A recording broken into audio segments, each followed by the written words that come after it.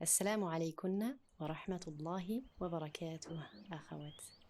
Bienvenue dans El Hijra, votre podcast. Moi, c'est Khadija et je suis ravie d'être votre hôte. Ici, on va parler de ce nouveau départ, ce grand voyage, cette merveilleuse adoration.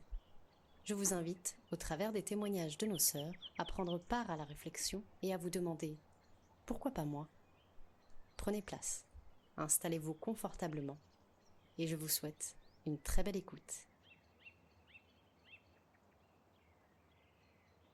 Salam alaikum wa rahmatullahi wa barakatuh. Wa alaykoum salam wa rahmatullahi wa barakatuh. Bienvenue dans le podcast El Hijra. Pour toutes les sœurs qui nous écoutent, est-ce que tu pourrais te présenter? Alors moi, c'est Amani, donc je vis en Égypte depuis à peu près 6 mois. Je suis maman d'une petite fille et j'ai 3 entreprises que j'essaye de maintenir ici en Égypte. Est-ce que tu pourrais nous expliquer un peu comment a débuté ta réflexion autour de la Hijra? Alors c'est très simple. Ma fille, elle allait avoir l'âge obligatoire pour entrer à l'école en France. Et je me suis dit que j'avais plus de temps à perdre. En fait, dès lors que j'ai compris que j'allais pas pouvoir faire l'IEF, donc c'est-à-dire déjà dès janvier. Dès janvier, je me suis dit en août je pars. Je sais pas comment, je sais pas où, je sais pas avec quel argent, mais en août je pars. C'était décidé dans ma tête. J'étais plus en France en septembre. Donc du coup avec mon mari on a discuté. Malgré que financièrement on n'allait pas pouvoir partir tous les 3, il a pris la décision d'accepter de préserver sa femme et sa fille. Allahumma barik. Je le remercie grandement pour ça. Et du coup de base on devait aller vers Zanzibar. Subhanallah. Pourquoi? Parce que j'ai déjà une amie là-bas et que lui-même il aimerait aller là-bas. Mais pour l'apprentissage de la langue arabe, c'était une évidence de venir ici. Et c'est plus près de la France, donc plus facile pour ses allers-retours. Donc tout s'est fait très rapidement. J'ai commencé à travailler, faire des ménages, faire des trucs, vendre des choses. J'ai jamais eu autant d'argent de côté en 4 mois, je crois. J'ai dit à mes copines, si vous avez besoin de ménage, je viens vous faire le ménage. Si vous avez besoin de ceci, je fais pour ça. Si vous voulez que je fasse des ateliers pour vos enfants, je fais des ateliers pour vos enfants. Si vous voulez ceci, si vous voulez cela, j'ai commencé à liquider tous mes livres de ma tijara, etc. J'ai commencé à vendre, à vouloir vendre mes commerces, etc. J'ai réussi à vendre 1 sur 2. Parce que du coup, en France, j'organisais des salons. Donc ça, j'ai réussi à le vendre. Et j'avais déjà ma tijara, donc éveil sunna, que je n'ai pas réussi à vendre. Et en fait, ben, heureusement, alhamdoulilah, parce que Allah il savait ce qui allait m'attendre avec éveil sunna. Donc du coup, ben, alhamdoulilah que j'ai pas réussi à le vendre, parce que en Égypte, ça marche bien, alhamdoulilah. Donc voilà, c'était comme une évidence de partir. Et comment tu as pu préparer justement ton entourage à ce grand départ? Moi, j'ai toujours été... Donc moi, je suis reconvertie. D'accord. Donc ma famille est très restreinte. Une mère, 2 sœurs. Basta. J'ai toujours été honnête avec ma famille sur mon din, sur mes intentions, sur le fait que la France ne me correspond pas. C'est mon pays. Il m'a vu grandir. Mais je suis pas d'accord avec ce qu'il dit, je suis pas d'accord avec ce qu'il fait. Et j'ai pas envie que mes enfants grandissent dans ce pays. Donc en fait, j'ai une de mes sœurs qui est très sensible, qui a beaucoup pleuré et qui est beaucoup inquiète. Plus maintenant parce qu'elle voit que justement ça marche bien et que je suis épanouie et que je suis trop contente. Mais pour ma mère et ma sœur et mon autre sœur du coup, la plus grande, elles m'ont dit mais tu es courageuse. Je suis fière de toi. C'était vraiment le dernier repas qu'on a fait. Ben je leur ai fait comprendre que si elles venaient pas me voir, c'était la dernière fois qu'on se voyait. T'envisageais pas du tout? Il n'y a pas de retour. Non, pas des retours, mais des passages, Tu l'envisageais vraiment ou pour toi, ça y est, je pars? Alors, si je suis honnête avec toi, depuis novembre, je me dis pourquoi pas. Pourquoi pas faire une surprise à ma mère, y aller une semaine, parce qu'on sait qu'avec le visa touristique, on est obligé de quitter le pays. Ah oui. Donc, dans tous les cas, je me dis, why not? Mais si mon mari me propose un petit tour à Dubaï ou en Arabie Saoudite, je dis pas non. Pourquoi pas? Je dis pas non, évidemment. Mais pour moi, il était hors de question. Il était hors de question. J'avais même dit à mon mari, si je suis expulsée de l'Égypte, je sors pas de l'aéroport, tu me prends un autre billet direction Zanzibar. D'accord. Il était hors de question de mettre un pied en France. Comment on fait pour mettre toute sa vie, entre guillemets, dans une valise? On paye des bagages et des bagages et des bagages et des bagages. T'as pris combien de bagages? Bah déjà, nous, on était 3, donc on avait 150 kilos de bagages le jour du départ. 50 kilos par personne. Ouais. Avant mon départ, j'ai envoyé 2 fois 23 kilos. Donc en fait, t'étais déjà dans plein de groupes. Ouais. T'avais fait toute ta recherche, Ouais. toute ta prospection. J'étais pas encore en Égypte, qu'il y avait déjà 2 bagages à moi ici. Ah, tu savais même dans quel quartier t'allais habiter? Oui, Ok, t'étais pas mis en repérage. non. En fait, moi, je voulais arriver chez moi.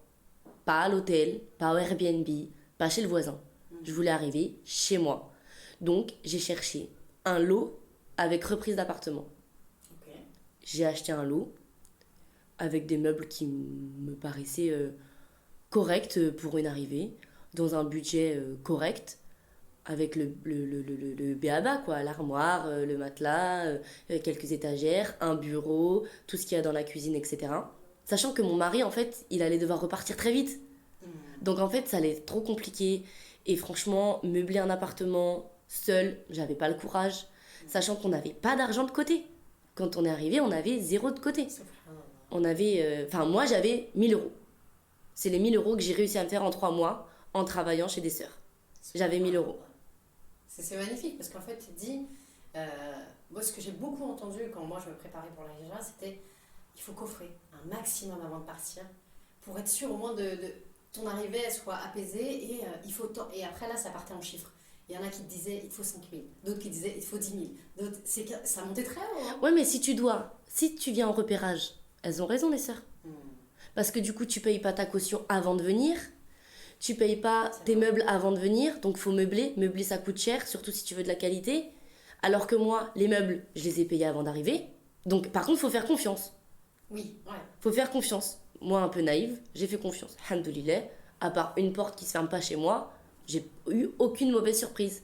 D'accord. Vraiment Ah, aucune. vraiment facile. Donc, alhamdoulilah. Ensuite, je ne connaissais pas le quartier. On m'a vite fait filmer. Évidemment, sur la vidéo, tu vois pas qu'il y a des chiens qui vont hurler toute la nuit. Ça, c'est assez connu sur l'Égypte, par contre. Mais voilà, c'est ce que j'allais dire. J'allais dire, en soi, je sais que je vais pas habiter à Rehab, en fait. Ouais. Donc, je sais que je vais être dans la poussière, dans les travaux. J'habite dans un quartier en construction, donc forcément, ça, on me l'avait dit, le bruit des travaux. Donc, c'est pour ça que j'ai pas été très regardante ailleurs.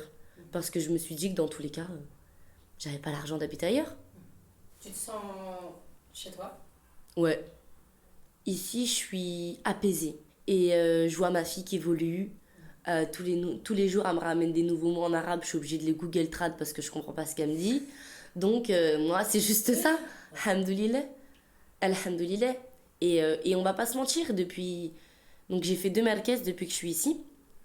Donc, ma nouvelle classe, j'ai des copines qui habitent dans un compound. Et Allahumma barik, elles me permettent d'accéder à leurs bienfaits. C'est quoi leurs bienfaits? Des arbres, de la pelouse et un toboggan pour ma fille. Donc, je vais très souvent dans ce compound-là.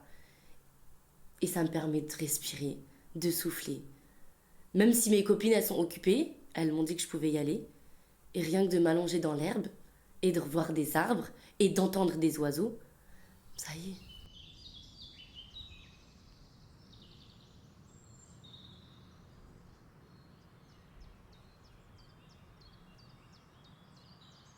Franchement, moi, je pense, le meilleur conseil, c'est si t'as la toute petite étincelle de vouloir partir, n'attends pas qu'elle s'éteigne. Bouge. Bouge. Moi, franchement, quand je me suis convertie à l'islam, je me suis mariée très vite et j'ai eu très vite des problèmes personnels.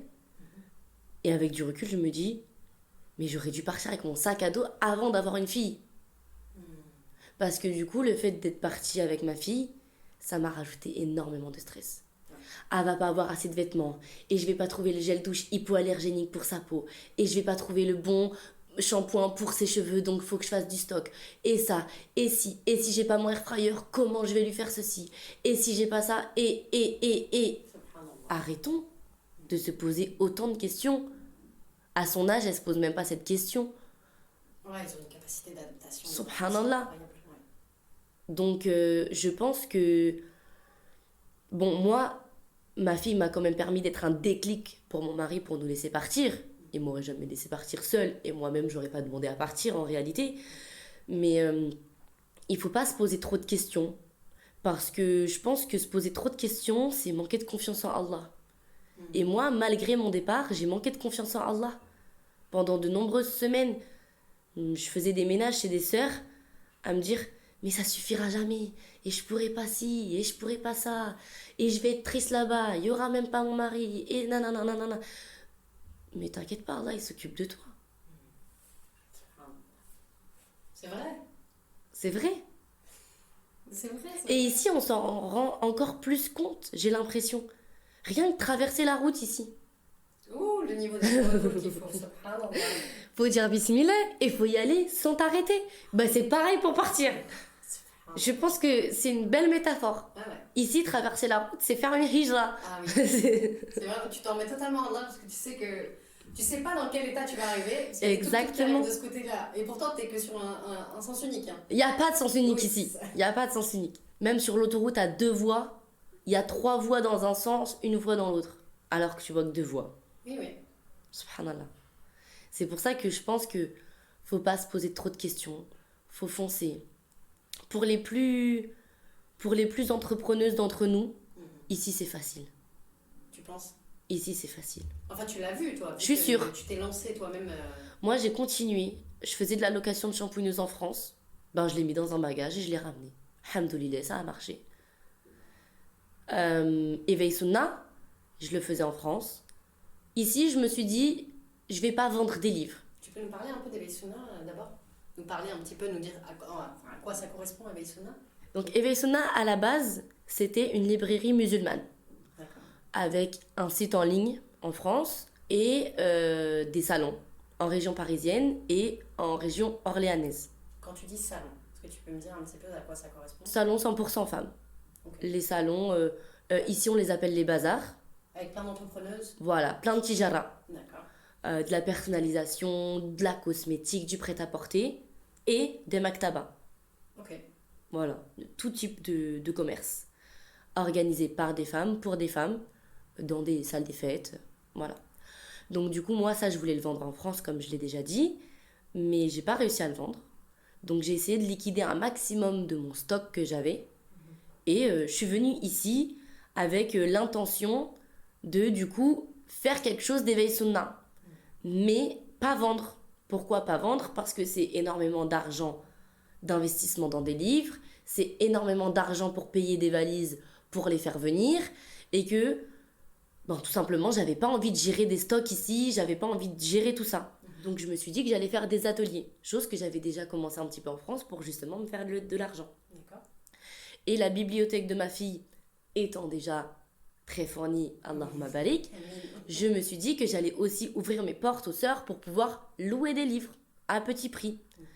Et tout s'est un petit peu étendu, et donc du coup j'ai ouvert mes ateliers, les ateliers Petits Croyants, où les sœurs peuvent venir laisser leurs enfants. J'ai également ouvert mes portes pour une sorte de bibliothèque, ludothèque, que au fur et à mesure... Elle s'enrichit d'ailleurs, de plus en plus de livres que tu fais parvenir de France. Voilà, exactement. Et donc les sœurs, elles peuvent louer leurs livres. Et comment tu te sens toi quand tu fais ces ateliers justement? Avec ces enfants, quand tu vois que tu peux transmettre et qu'il y a un retour et que... Franchement, j'aime beaucoup. J'aime beaucoup parce que bah, déjà les enfants, ils en redemandent. Ils veulent revenir à des ateliers, etc. Les mamans, elles ont été tranquilles en plus le temps de l'atelier pour faire leur sport, faire leurs courses, leur révision. Donc il y a tout un tas de choses profitables pour les enfants et pour les mamans. Donc bah moi, je suis contente. Je suis contente d'être utile à la communauté. Alhamdoulilah, comment t'en récompenses? Eh oui. Est-ce qu'il y a des conseils que tu aurais aimé avoir avant ton départ? Non, parce que j'en ai écouté aucun. Ah bon? J'en ai écouté aucun. Tout le monde m'a dit de ne pas prendre trop de trucs et j'ai ramené toute ma vie. Tout le monde m'a dit de faire des repérages et je les ai pas fait. On m'a dit fais attention ceci, fais attention cela. Mais justement, à partir du moment où j'ai arrêté de me poser des questions, que j'ai foncé, c'est là que j'ai été trop facilitée.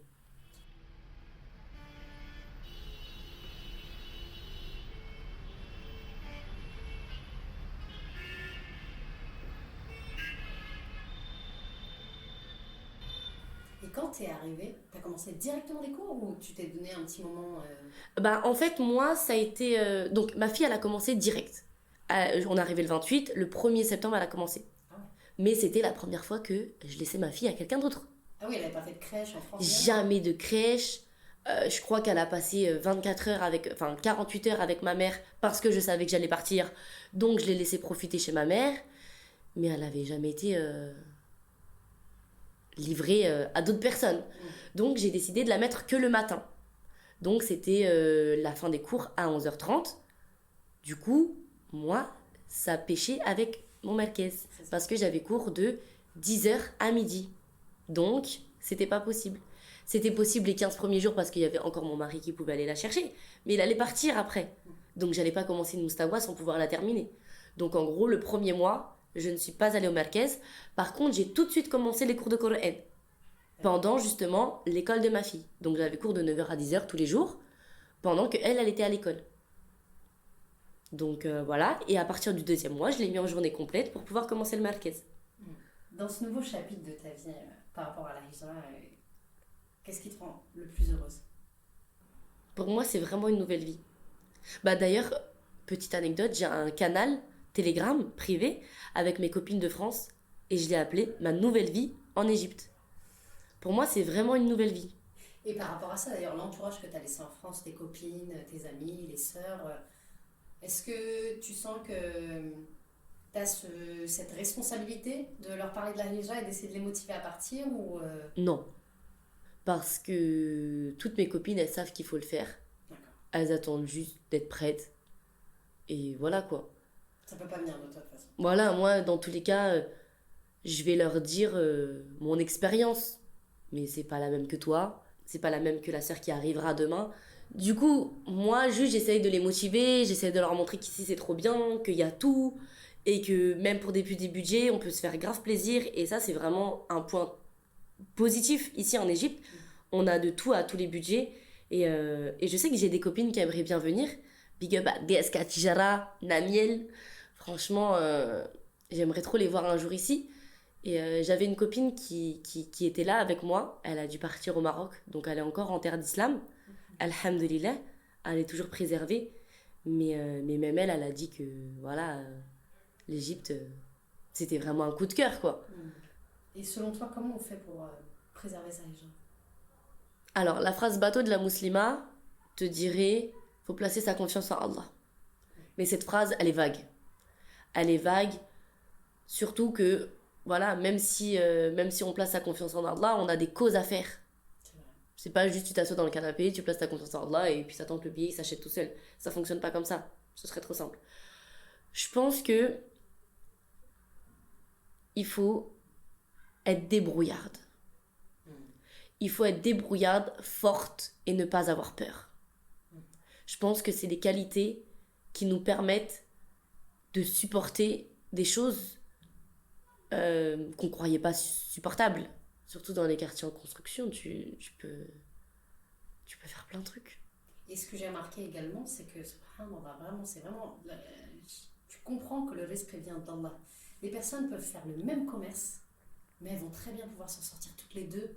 Et tu vois, même si c'est avec les muhajirun et que c'est la même cible, subhanallah, les deux vont réussir à vendre leurs produits. Parce qu'il y a une vraie solidarité. Ouais, c'est ça. Subhanallah. Dès qu'il y en a une qui lance un truc, moi la première, je vais acheter. Moi la première, je vais dépenser mon argent parce que je vais mettre ma nia de préserver sa hijra. Et donc du coup, en fait, vu qu'on a toutes, Inch'Allah, on a toutes des bonnes nias, bah, on s'entraide tous entre nous. Et au final, bah, on habite toutes ici, on se fait toutes plaisir et on arrive toutes à vivre dans un certain confort. Je suis vraiment, vraiment heureuse qu'on ait pu mener cet entretien. Et j'espère qu'il sera profitable aux sœurs qui nous écoutent. Vraiment, partagez-le, envoyez-le à vos proches, à vos sœurs, si elles sont en réflexion sur la hijra, comme quoi voilà, les profils sont tous différents. Les sœurs sont là, elles ne manquent pas de ressources et de motivation. C'est pas tout beau tout rose, mais on fait les causes et on demande à Allah la sincérité. Donc voilà, je vous remercie de nous avoir écoutés et je te remercie d'avoir accepté. Barakallahu fik à toi de m'avoir donné la parole et à toutes les sœurs qui nous écoutent. Éveil Sunna, c'est très facile à trouver sur Telegram. Si vous avez besoin de quoi que ce soit, je suis là pour vous. Avec plaisir, alhamdulillah. Assalamu alaikum. Wa rahmatullahi wa barakatuh. Alaikum salam. Merci d'avoir écouté cet épisode et surtout merci à nos sœurs qui prennent de leur temps afin de vous être utiles dans votre cheminement vers la hijra. N'hésitez pas à soutenir le podcast en lui attribuant une bonne note, ainsi qu'en le partageant au plus grand nombre de sœurs. Je vous dis à très bientôt, Inch'Allah, pour un nouvel épisode.